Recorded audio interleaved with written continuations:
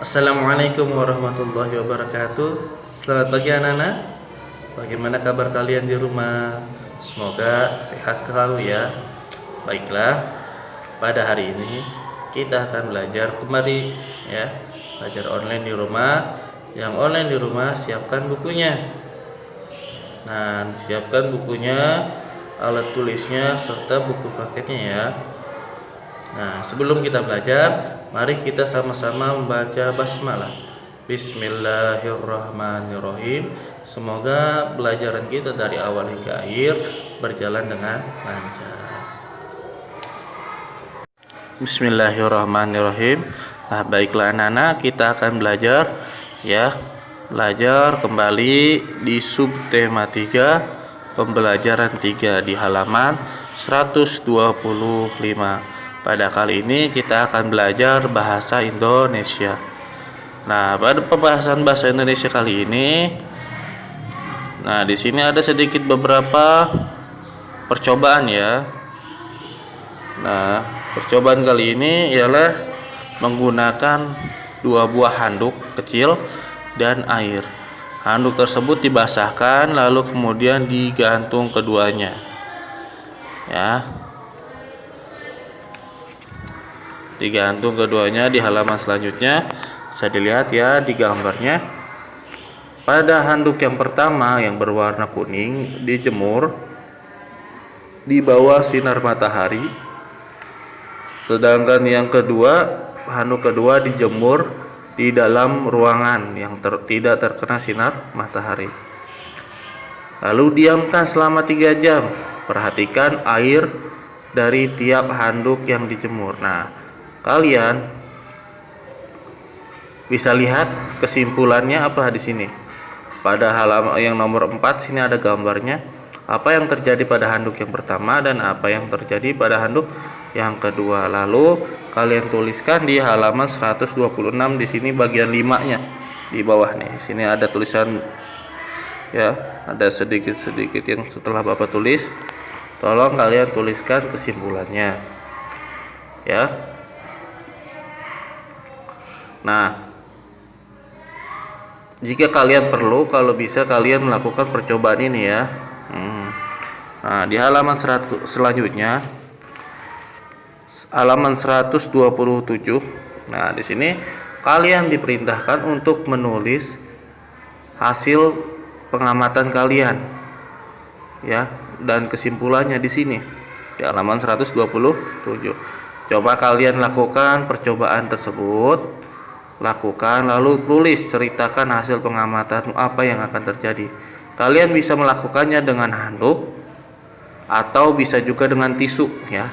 Kalau tisu mungkin lebih cepat waktunya, nggak perlu memerlukan 3 jam. Mungkin bisa memerlukan cuma 1 jam atau setengah jam ya. Coba dengan tisu dimasukkan ke air lalu dijemur, yang satu dijemur di bawah terik matahari dan satu lagi di dalam ruangan. Apa yang terjadi? Nah, ya, dari kesimpulan yang kita ambil di sini terjadilah pada handuk yang pertama terjadilah apa? Terjadi penguapan. Penguapan yang diakibatkan panas sinar matahari. Ya.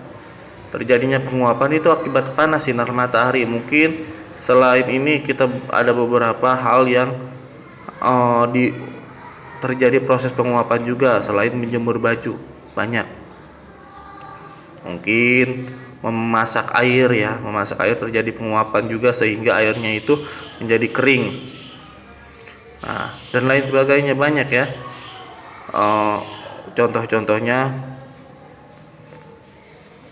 menjemur ikan asin. Nah, itu terjadinya penguapan sehingga ikannya tersebut menjadi kering. Nah, ya. Nah, coba kalian perhatikan dan kalian coba percobaan tersebut. Lalu kalian nanti isi juga ya halaman 128. 128. Nah, ini insya Allah kalian bisa nih mudah.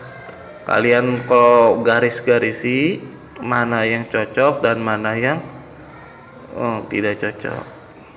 Ya, mungkin di pelajaran bahasa Indonesia Pak, cukup sekian dari sini. Untuk materi kali ini ialah mengenal cara proses untuk penguapan berubah benda cair ini, benda yang basah menjadi benda yang kering. Ya. Nah, oke, sampai jumpa di pelajaran selanjutnya. Nah, anak-anak, selanjutnya kita akan belajar SBDP ya. Materi kali ini ialah seni dekorasi atau dekoratif ya. Nah, apa yang kita buat kali ini? Yang kita buat ini seni dekorasi yang berbentuk lingkaran. Nah, banyak ya seni dekorasi yang berbentuk lingkaran. Contohnya yang seperti ada di gambar ini di halaman 129 bisa kalian lihat ya. Nah, mungkin untuk selanjutnya coba kalian bikin beberapa seni dekorasi yang berbentuk lingkaran. Nah, banyak. Contohnya bisa kalian lihat nanti. Nah, atau kalian bisa ikuti video yang Bapak kirimkan juga ya. Nah, atau kalian bisa mengikuti video setelah video ini ya. Oke, jangan lupa dikerjakan ya. Tetap berusaha dan tetap semangat. Hari ini kita akan membuat motif lingkaran. Dalam motif batik ini yang perlu kita siapkan adalah pensil, spidol, jangka, dan kalau ada penggaris. Nah, langkah pertama yaitu kalian buat lingkaran dengan cara memutar jangka dengan berbagai ukuran dari kecil sampai besar. Mungkin gradasinya bisa terserah, bisa 1, 2, 3, 4 sampai 5. Nah, kemudian kita ambil penggaris, kita garis tengah, kemudian horizontal, miring, seperti kita buat pizza ya. Nah, setelah itu kita coba buat motifnya di tengah dengan menggunakan garis lengkung. 1, 2 ya. Nah, seperti itu. Jadi seperti bunga ya. Tengahnya kita bikin lingkaran. Kemudian kita teruskan dengan motif berikutnya. Kita membuat garis lengkung lagi, dikombinasikan mengikuti lingkaran yang sudah kita buat tadi. Nah, setelah itu kita buat garis segitiga menyerupai, jadi dengan garis lengkung ya, jadi tidak lurus, melengkung seperti. Jadi kalau boleh kita sebutkan ini, kita seakan-akan kita membuat semacam cakra atau lingkaran, motif yang indah. Nah, selanjutnya kita kombinasikan dengan garis zigzag membentuk segitiga mengikuti lingkaran yang sudah kita buat tadi. Kita menggunakan pensil terlebih dahulu ya, supaya seandainya nanti ada kesalahan mudah dihapus. Baru nanti kita akan tebalkan dengan spidol. Nah, setelah itu kita membuat spiral, garis spiral. Jadi sebenarnya motif itu adalah gabungan daripada bermacam-macam garis. Kita buat garis spiral, kita susun mengikuti pola garis yang sudah kita buat tadi. Gampang sekali ya, sebenarnya membuat motif itu sangat mudah dan menghasilkan motif yang indah. Nah, buatnya seperti itu aja. Kemudian bagian terakhir kita buat seperti mahkota di setiap ujung garis. Nah, seperti itu ya, nggak usah takut salah ya, jadi langsung tangannya itu jangan takut-takut. Kalau belajar menggambar jangan takut salah ya. Nah, setelah itu kita akan tebalkan menggunakan spidol. Kita coba monokrom aja ya, hitam putih aja ya. Dengan menggunakan spidol ini justru kita akan coba mengkreatif cara mewarnai dengan hanya menggunakan dua warna, yaitu hitam dan putih. Nah, kita coba teknik blok di sebagian. Kita coba mempraktekkan banyak sekali teknik-teknik ya, ada blok, ada pointillis, titik-titik, dan coba arsir garis ya. Kita coba buat, nah kita coba pakai arsir garis di tengah untuk membuat motif paling tengah. Nah, seakan-akan sudah terbuat seperti bunga. Kemudian kita tebalkan, kita coloring bagian luarnya yang garis melengkung, kita tebelin lagi yang garis melengkung ya. Kita ulang 2 kali supaya lebih bagus. Nah, setelah itu dilanjutkan lagi, ikutin aja lingkaran yang semua garis kita ikutin aja. Jadi bentukan garis yang sudah kamu buat itu ikutin saja. Kemudian di situ baru kita kombinasikan dengan garis, kemudian arsir dengan titik. Jadi nanti akan membuat gambar motif lingkaran yang indah. Nah, posisikan ada garis, kemudian titik-titik, pointillis itu namanya ya. Namanya teknik pointillis. Selanjutnya kalau mau dikombinasikan dengan yang lebih besar nggak apa-apa ya, jadi malah lebih variatif dan bagus. Nah, kemudian lanjutkan menebalkan karena itu posisinya gambarnya lebih besar, jadi menggunakan spidol yang besar. Nah, seperti itu.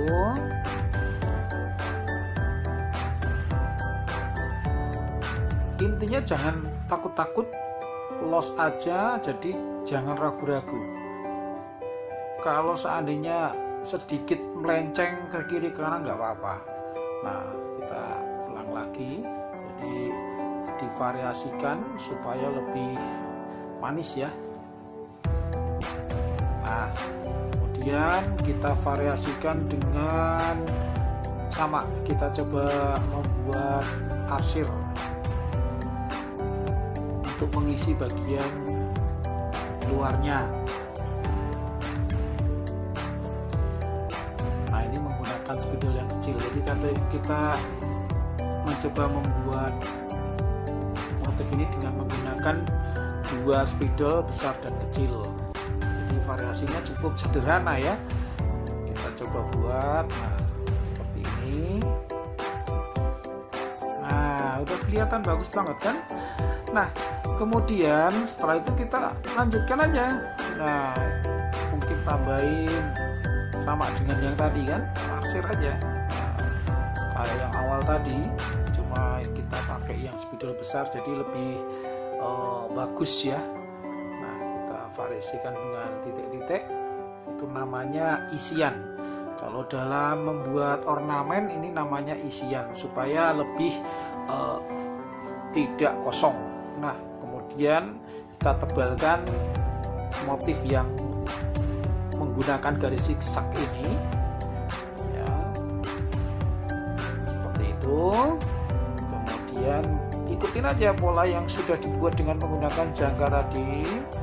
Kemudian kita blok sebagian, separuh blok, separuh titik-titik atau arsiran. Jadi kita cuma sederhana saja menggunakan 2 variasi dalam hal isian ya. Jadi titik-titik, kemudian arsir garis. Nah, kalian bisa menggunakannya dengan bagus kalau kalian menempatkannya pada area-area atau bentuk-bentuk yang cocok. Nah, seperti itu contohnya. Terus sampai penuh. Kenapa dinamakan motif? Motif itu adalah pengulangan gambar. Kalau pengulangan sebuah bentuk gambar itu diulang-ulang, itu udah menjadi motif. Nah, kalau orang bilang juga disebut pattern juga sama. Nah, kita isi yang sebaliknya, separuhnya dengan pointillis lagi. Jadi variasinya cukup sederhana ya. Kalian bisa menggunakan hanya dua variatif, yaitu dengan menggunakan teknik arsir garis dan dengan menggunakan pointillis. Itu aja. Nah, setelah itu kita tebalkan yang garis spiral tadi yang kita susun-susun. Nah, seperti itu. Nah, seperti ini kan. Nah, kita kalian ikutinya pelan-pelan ya. Kalau merasa capek, nanti lanjutkan lagi setelah makan, minum ya. Nah, setelah dilanjutkan lagi. Nah, oke, terus sampai semuanya ditebalkan.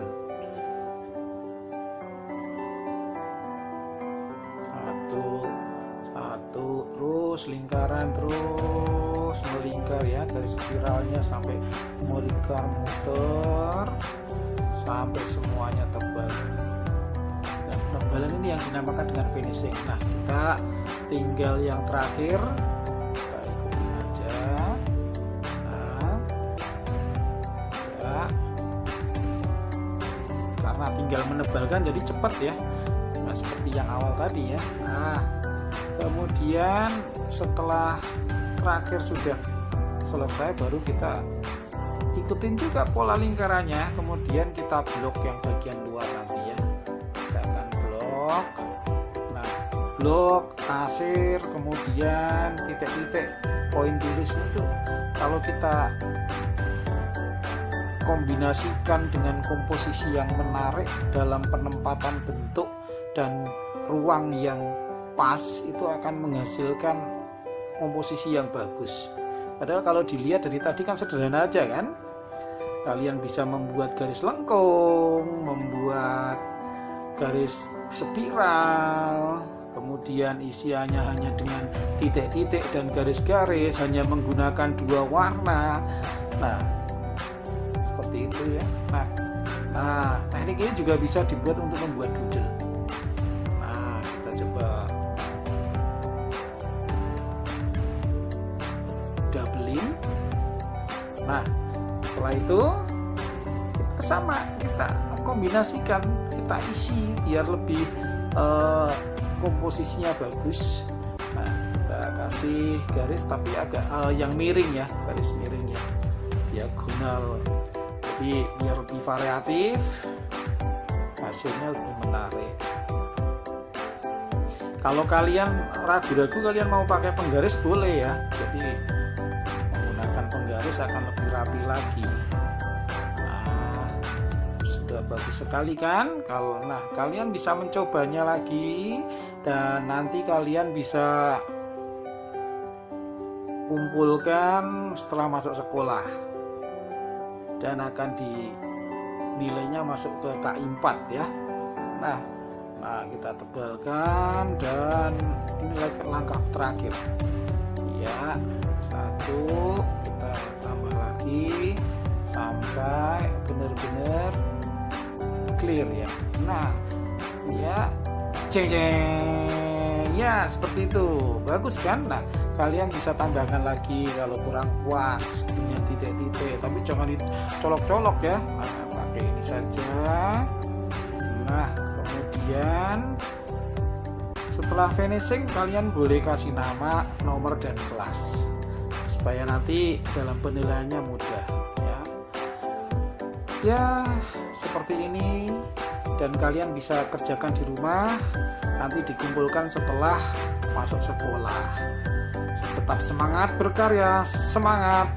Nah, bisa kalian lihat di halaman 130 kita belajar matematika. Nah, tapi sebelum itu di sini ya ada namanya proses, selain proses kita menjemur pakaian, ternyata ada juga proses makanan, ya, makanan tradisional yang menggunakan teknik penguapan juga atau pengeringan, ya, di bawah sinar matahari.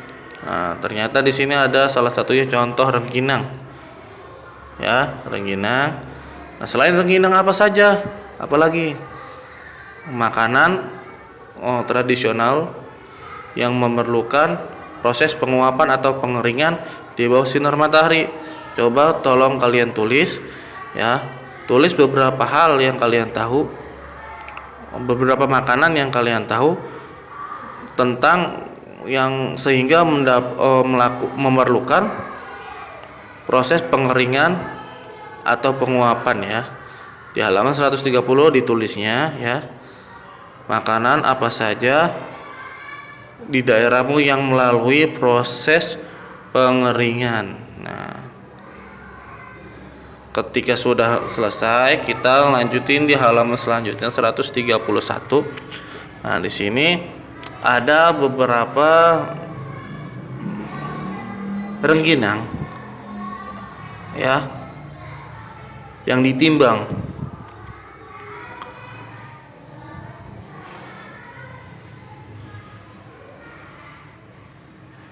Nah, ditimbang di sini ada gambarnya, menunjukkan berat rengginang ini ialah 1 kilo 500 gram. Berapa gram rengginang yang ditimbang Fatimah? Ya, berapa gram rengginang yang ditimbang Fatimah? Pertanyaannya berapa gram, bukan kilogram. Tadi sebelumnya itu kilogram. 1 kilogram 500 gram. Nah, kemudian dirubah menjadi gram.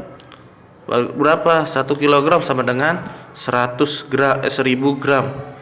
1000 gram ditambah 500 gram menjadi 1500 gram.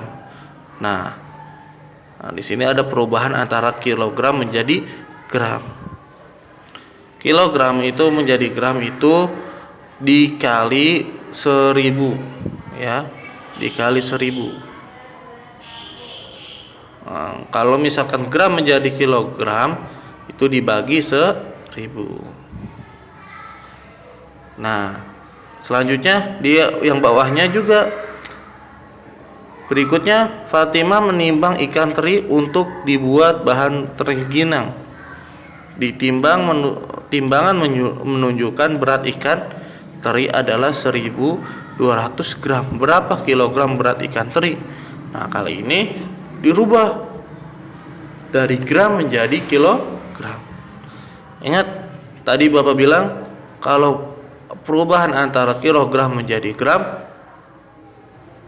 itu dikali 1000. Kalau misalkan gram menjadi kilogram itu dibagi 1000, ya. Berarti ini 1200 gram, berarti gramnya dipisah.